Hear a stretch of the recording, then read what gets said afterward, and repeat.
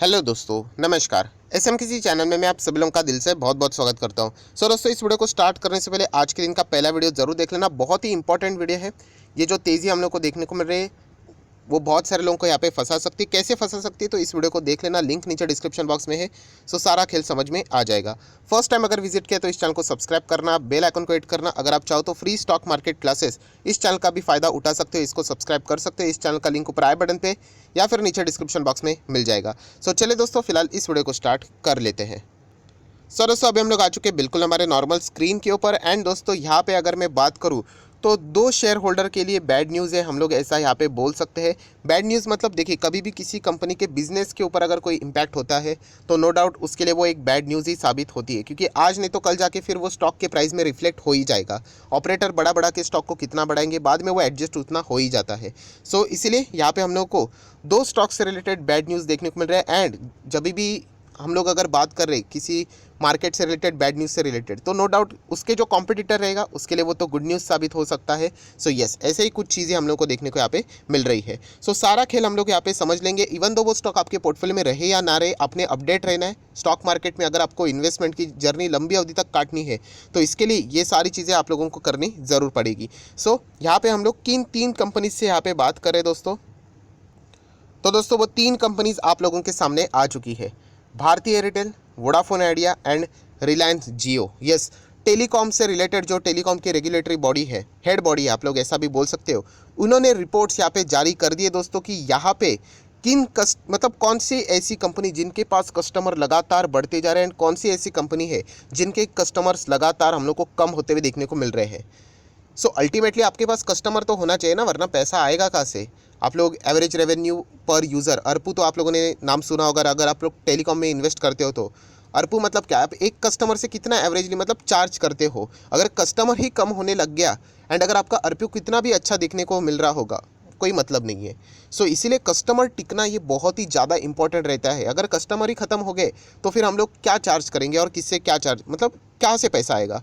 यही चीज़ अभी हम लोग को देखना है। देखिए, अगर हम लोग यहाँ पे बात करें टेलीकॉम से रिलेटेड, जब भी डेटा आता है तो बहुत सारे अलग अलग डेटा आते हैं कि किसके पास कितने कस्टमर बेस है, राइट। बट उसमें से सबसे इंपॉर्टेंट चीज़ होती है दोस्तों, एक्टिव सब्सक्राइबर कितने हैं। ऐसा नहीं होना चाहिए कि उनके पास यहाँ पे 100 लोग हैं एंड 100 में से अगर देखा गया तो 40 लोग ही सिर्फ इस्तेमाल कर रहे हैं, 60 लोग तो है ही नहीं। एक्टिव सब्सक्राइबर कितने लोग इस्तेमाल कर रहे हैं, क्योंकि ये एक्टिव लोग ही रहते हैं, वो उनको ज़्यादा पैसा कमा के देते हैं।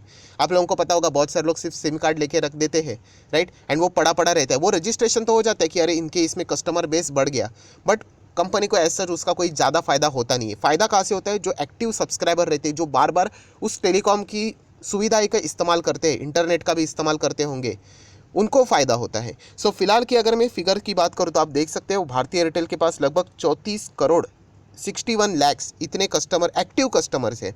देन अगर वोडाफोन आइडिया की बात करें तो 23.43 करोड़ एंड रिलायंस जियो की बात करें तो 35.85। मैं अगेन कह रहा हूँ, हम लोग एक्टिव की बात करें, ओरिजिनल नंबर जो ग्रॉस हम लोग बात करते हैं वो इससे भी बड़ा रहेगा।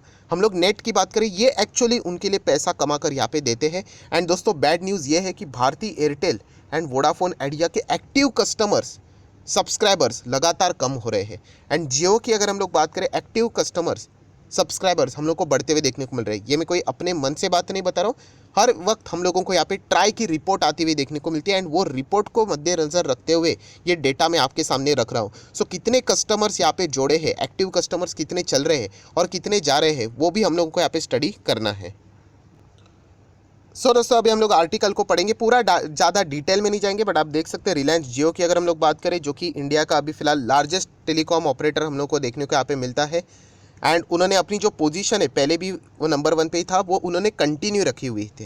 एंड अगर हम लोग यहाँ पे बात करें एक्टिव यूज़र्स की, तो 4 कंजिक्यूटिव मंथ इन अक्टूबर्स की अगर हम लोग यहाँ पे बात करें, तब से हम लोग को यहाँ पे इनका अच्छा ही परफॉर्मेंस यहाँ पे देखने को मिल रहा है। रेगुलरली अगर हम लोग यहाँ पे बात करें तो जो पेइंग सब्सक्राइबर्स रहते हैं, अगर हम लोग यहाँ पे बात करें तो भारती एयरटेल से ज़्यादा अभी जियो के हम लोग को देखने को यहाँ पे मिल रहे हैं। यहाँ पे हम लोग चेक कर लेते कि कितना यहाँ पे एडिशन हुआ है, कितना यहाँ पे एग्जिट हुआ है। थोड़ा सा मैं नीचे आता हूँ एंड ये देखिए, सारा का सारा जो बात यहाँ पे चल रही है according to the data release by the TRAI, telecom regulatory authority of India. अगर हम लोग यहाँ पे बात करें तो आप देख सकते हैं भारती एयरटेल दोस्तों यहाँ पे लगभग 7.6 लाख एक्टिव सब्सक्राइबर्स हम लोग को यहाँ पे खोते हुए देखने को यहाँ पे मिल रही है। एंड अगर हम लोग यहाँ पे बात करें दोस्तों, तो जो दूसरा इनका कॉम्पिटिटर है रिलायंस की अगर मैं बात करूँ तो वोडाफोन आइडिया, वैसे तो हम लोग को पता ही है इनकी तो हालत ख़राब ही है। सो आप देख सकते हैं इनका जो कस्टमर बेस है वो लगातार हम लोग को खोते हुए देखने को मिल रहा है, बट एक्टिव सब्सक्राइबर भी इनके खोते हुए हम लोग देखने को यहाँ पे मिल रहे हैं। And it lost as many as 14.1 lakh users, इतना बहुत बड़ा फिगर हम लोग को देखने को यहाँ पे मिल रहा है। सितंबर की बात करें तो यहाँ पे 7.5 लाख यूज़र्स उन्होंने खो दिए थे। अक्टूबर की बात करें तो ये तो फिगर डबल होते हुए देखने को यहाँ पे मिल रहा है। सो नो डाउट दोस्तों, ये जो हम लोग को कस्टमर्स देखने को मिल रहे हैं, सब्सक्राइबर देखने को मिल रहे हैं, ये हम लोग को माइग्रेट होते हुए देखने को मिल रहा है। अभी माइग्रेशन की अगर हम लोग बात करें तो जाके जाएंगे कहाँ पे, मतलब वोडाफोन, एयरटेल एंड जियो, ये ट्रायंगुलर ही हम लोग को देखने को मिलता है। अब चाहो तो अदर्स भी बोल सकते हैं जिसमें बाकी भी आते हैं, बट मेजर ऑप्शंस तो यही है। सो अगर वोडाफोन वाला अगर इसको अगर नकार देता है तो जाएगा वो एयरटेल या फिर जियो के पास। जियो से कोई एग्जिट लेता है वो जाएगा एयरटेल या फिर वोडाफोन के पास। ज़्यादा चांसेस एयरटेल के पास जा सकता है अगर कोई जियो से क्विट करना चाहते हैं तो, क्योंकि वोडाफोन की हालत तो ऑलरेडी हम लोग को बहुत ही ज़्यादा खराब देखने को मिल रही है। एंड एयरटेल की भी सिचुएशन वैसी है, अगर कोई एयरटेल क्विट करता है तो वोडाफोन की ओर जाने के चांसेस कम रहेंगे, वो जियो के पास ही जाएंगे। बट एक बात तो पता चलती है दोस्तों कि यहाँ पे वोडाफोन के पास एंट्री वाले हम लोग को ज़्यादा कस्टमर्स, एक्टिव सब्सक्राइबर फिलहाल देखने को नहीं मिल रहे। ये मैं बार बार क्यों रिपीट कर रहा हूँ, क्योंकि बहुत सारे लोगों का फेवरेट स्टॉक है वोडाफोन आइडिया। वोडाफोन आइडिया वो क्यों खरीदना चाहते हैं, क्योंकि 5 रुपये का था, अभी 10 का हो गया, अभी 15 का हो गया। मैं वापस कह रहा हूँ, अब अगर बिजनेस को नहीं समझोगे तो वो कब नीचे आएगा आपको अंदाज़ा भी नहीं है। एंड ये मैं आज वीडियो नहीं बना रहा हूँ, मैंने इसके पहले भी जब वोडाफोन आइडिया 100 के करीब भी चल रहा था, 70-80 के करीब, 50 के करीब भी चल रहा था, तभी भी कहा था कि यहाँ पे कंपनी का बिजनेस स्ट्रगलिंग मोड पे, यहाँ पे जाने का मतलब अपने पैसे को खतरे में डालना। सो ये चीज़ें हम लोगों ने समझनी। प्राइस देख के डिसीजन लोगे, फंसोगे। पहला वीडियो भी आज का इसी से रिलेटेड था। सो अभी हम लोग कह सकते हैं दोस्तों इनके एक्टिव कस्टमर लगातार कम हो रहे हैं, जो कि इनके बिजनेस को बहुत ही ज़्यादा थ्रेट हम लोग को देखने को मिल सकता है। सो दोस्तों अभी आप लोगों के सामने मैंने एक डेटा ओपन किया है, थोड़ा सा ब्लर है बट चल जाएगा। ये देखिए, अगर हम लोग यहाँ पे बात करें तो एक्टिव कितने कस्टमर्स यहाँ पे ऐड किए, फिगर्स इन लैक्स से यहाँ पे, ठीक है। तो जियो ने ज़्यादा किए, ठीक है, हम लोगों ने देख लिया। अभी ये आपको अप्रैल 2020 से डेटा मिल जाएगा। सो अप्रैल 2020 से आप लोग यहाँ पे देख सकते हो। हम लोग यहाँ पे आ जाते हैं 21 पे आ जाते हैं। फिलहाल लेटेस्ट जो वीडियो है डेटा है वो हम लोग देख लेते हैं। तो ये देखिए, ये पिछले टाइम का अगर हम लोग डेटा देखेंगे तो यहाँ पर आपको ये देखने को मिल रहा है, यहाँ पे हम लोग को एडिशन ही देखने को मिल रहा है। अगर मैं जियो की बात करूँ, मार्च 21 से 73 लाख, 35 लाख, 28 लाख, 23.7 लाख, 61.4, 41.5, 47, 30.9।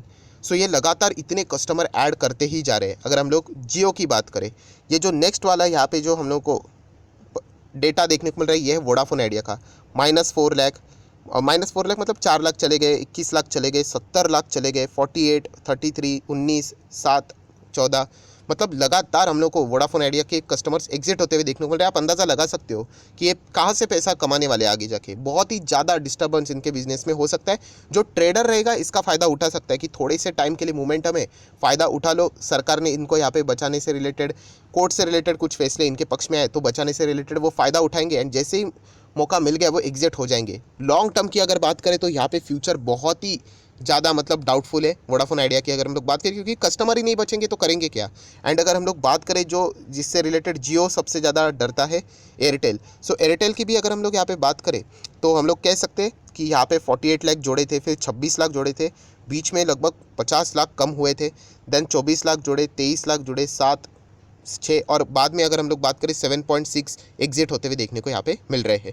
सो कुल मिलाकर अगर मैं डेटा की बात करूँ तो यहाँ पे तो कोई डिस्कशन वाली बात है ही नहीं, क्योंकि यहाँ पे अगर आप लोग डेटा चेक करोगे पिछले अप्रैल 2020 से लेके वोडाफोन आइडिया का, तो सिर्फ और सिर्फ यहाँ पे हम लोग को एग्जिट ही एग्जिट देखने को यहाँ पे मिल रहा है। सो यहाँ पे जो कॉम्पिटिशन है दोस्तों सिर्फ दोनों में ही है, भारती एयरटेल एंड जियो में। सो ये डियोपॉली हम लोग को मेंटेन होते हुए देखने को यहाँ पे मिल रही है, जो कि एक डेंजरस बात रहती है, क्योंकि अगर ये दो ही प्लेयर अगर एग्जिस्टेंस इनका रहा तो नो डाउट जो भी वो चार्जेस लगाएंगे, फॉर एग्जांपल ऐसे बोलना चाहूँगा कि कल से बिल आएगा 1000 रुपये, इन्होंने भी कर दिया 1000, हम लोग जाएंगे कहाँ पे। तो ये डियोपॉली हम लोग को बनते हुए देखने को यहाँ पे मिल रही है। तो सरकार इसका भी विचार ज़रूर कर रहा है, इसीलिए हम लोग को वोडाफोन आइडिया भी उसका प्रेजेंस फिलहाल देखने को यहाँ पे मिला है।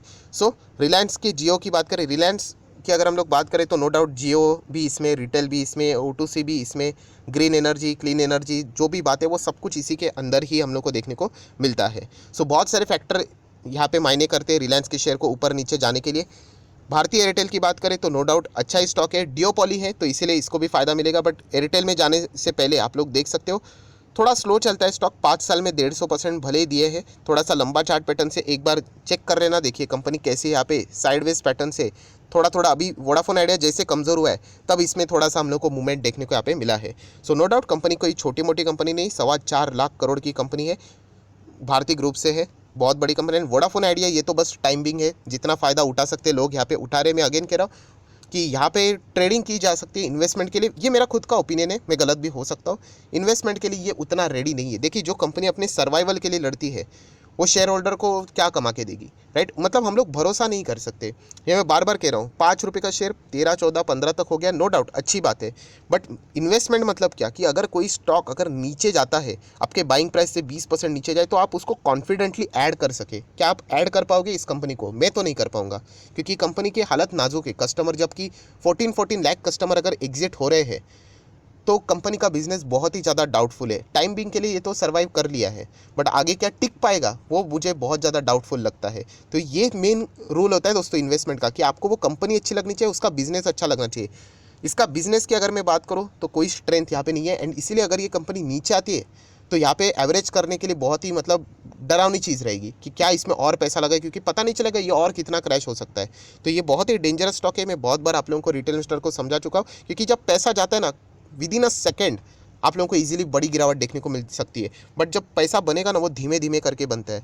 तो कंपनी का बिजनेस मॉडल सॉलिड होना इंपॉर्टेंट रहता है, वरना जब नीचे आएगा तो टाइम भी नहीं मिलता है। सो मैं इतना ही कहना चाहूँगा, वोडाफोन आइडिया अगर आप लोग खरीदने का विचार कर रहे हो तो आपकी मर्जी, नो डाउट पैसा आपका है, बट थोड़ा सोच समझ कर, अगर आप चाहो तो थोड़ा सा मतलब तुक्का लगाने के लिए 1000-2000 में समझ सकता हूँ। बट अगर आप बहुत बड़ा अमाउंट प्लान करके चल रहे हो तो एक बहुत ही रिस्की बेट यहाँ पे साबित हो सकती है। बट सर कुछ म्यूचुअल फंड है उन्होंने तो खरीद लिया, अरे म्यूचुअल फंड को क्या फ़र्क पड़ता है, उनके पास इतना पैसा है, सारे उनके प्लानिंग्स प्रॉपर रहते हैं, हेजिंग करके रखते हैं, वो प्रॉपरली चीज़ों को मैनेज करते हैं, राइट? ब्लाइंडली हम लोगों ने कॉपी नहीं करना है, वरना बैंड बच सकती है।